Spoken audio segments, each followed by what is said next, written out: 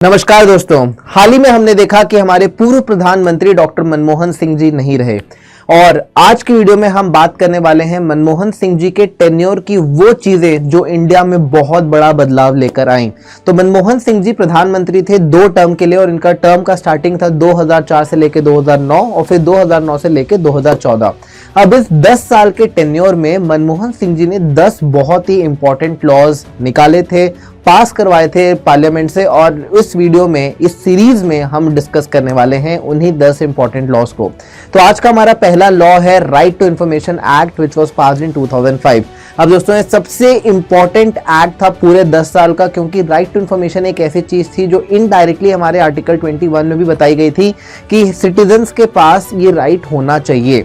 अब right to information का मतलब था कि आप कोई भी सरकारी दफ्तर या कोई भी ऐसा ऑर्गेनाइजेशन जिसमें सरकार इन्वॉल्व है या कोई भी ऐसी बॉडी जो गवर्नमेंट ओन करती है, तो आप उन सारी चीज़ों का इन्फॉर्मेशन ले सकते हैं, चाहे वो कोई सोशल स्कीम हो, चाहे वो कोई पॉलिसी हो, चाहे वो गवर्नमेंट किसी चीज़ में पैसे देने के प्रॉमिस की हुई, तो हर चीज़ का आप एक ब्यौरा जो है निकलवा सकते हैं आरटीआई के माध्यम से।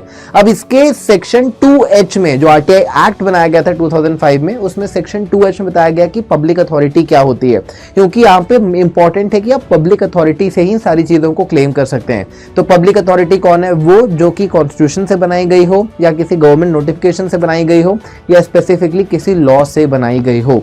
तो दिस आर द 3 क्राइटेरिया जिससे कि पब्लिक अथॉरिटी डिफाइन होती है, राइट। अब अगर हम बात करते हैं कि क्या मैंडेटरी है सामने वाली अथॉरिटी के लिए, तो जी हाँ, सेक्शन 4 में बताया गया कि इनको डिस्क्लोज करना मैंडेटरी है। अब सेक्शन 8 में इसके एक्सेप्शन भी बताए कि कौन से वो एरियाज है जहां पे हम इसके डिस्क्लोज नहीं कर सकते। अब इसकी लिस्ट थोड़ी लंबी है, तो मैं अगर आपको बता दूं, फॉर एग्जांपल जैसे कि इंटेलिजेंस एंड हमारी जो रॉ एजेंसीज होती हैं उनसे आप कोई डेटा नहीं निकलवा सकते, हमारे डिफेंस की प्लानिंग आप नहीं निकलवा सकते, आर्म्स एंड एम्यूनिशंस का जो हम एक्सपोर्ट इंपोर्ट करते हैं उसका जो डेटा होता है वो आप नहीं निकलवा सकते, और ऐसी कई सारी चीजें जहां पर कोई भी पब्लिक वायलेंस होना या कोई भी किसी भी तरीके का फॉरेन रिलेशन से हमारा संबंध खराब होना, तो कोई भी तरीके से आप इन सारी चीज़ों से टैम्पर नहीं कर सकते और ये इन्फॉर्मेशन आपको नहीं दी जाएगी।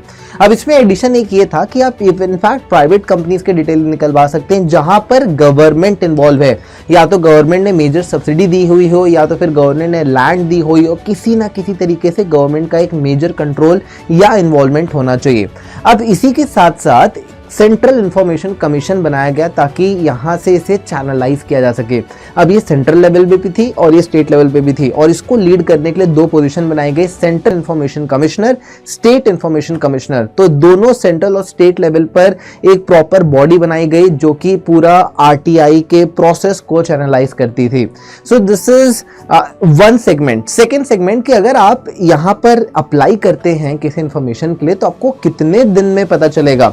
तो रूल ये बोलता है कि एटलीस्ट 30 डेज में रिप्लाई आ जाना चाहिए, और अगर कोई बहुत ही सिग्निफिकेंट लाइफ एंडेंजरिंग चीज है तो वहां पे 48 आवर्स के अंदर इंफॉर्मेशन देना मैंडेटरी होता है।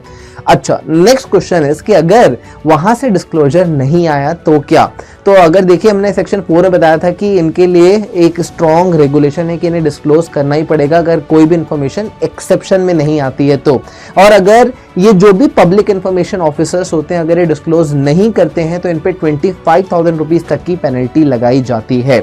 सो ये था राइट टू इंफॉर्मेशन एक्ट जो हमारे मनमोहन जी सिंह ने उस समय 2005 में बनाया था, और इस एक्ट के आने के बाद से ट्रांसपेरेंसी बहुत ज़्यादा बढ़ गई, लोगों का गवर्नमेंट के प्रति जो सपोर्ट था, जो कॉन्फिडेंस था वो राइज हुआ, और this was the most important act क्योंकि हम एक डेमोक्रेटिक स्ट्रक्चर में होते हैं और हमें पता होना चाहिए कि हमारा पैसा कहाँ जा रहा है, कैसे यूज हो रहा है, बिकॉज टैक्सेस के माध्यम से गवर्नमेंट पैसा कमाती है और उसी से सारी चीज़ें चैनलाइज होती हैं। So this was the most important contribution by our Dr. Manmohan Singh. If you like the video, please subscribe to our channel and hit the bell icon. और इसके आने वाली वीडियोस आपको डिस्क्रिप्शन के लिंक पे मिल जाएंगी। Thank you. I will see you in the next video.